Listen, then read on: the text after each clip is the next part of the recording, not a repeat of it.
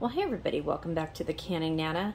So I want to show you how I make the best asparagus ever. So I have my oven preheating to 350 and I am taking this amazing bunch of asparagus right here that I got. This is store-bought. This is not from my garden, although I do have asparagus growing. And I want to just bend it so that it snaps naturally, because that is the part that you don't eat. That's also the part you can dehydrate into asparagus powder.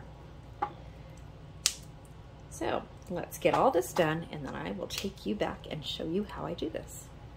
Okay, so I have them all chopped and ready to be cooked. I'm going to drizzle some olive oil on them.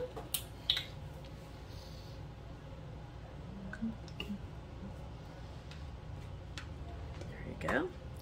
This will make them a little bit crispy, give them just a little bit of really good flavor. And then I'm using my Himalayan pink salt and I'm going to lightly sprinkle this on here